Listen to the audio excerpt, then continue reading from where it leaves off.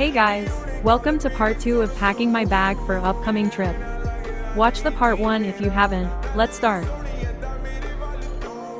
Let's organize the journal items I showed earlier first. Keeping soft pages inside this book so it doesn't fold, tear. All main items in a cloth bag. If you're wondering, I didn't keep a scissor here cause it's not allowed on planes.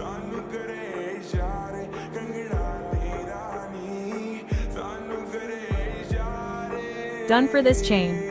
I'll keep some chewing gum etc. in the front and leave place for tickets. It's done. Many aesthetic journals in airplane, train etc. will come.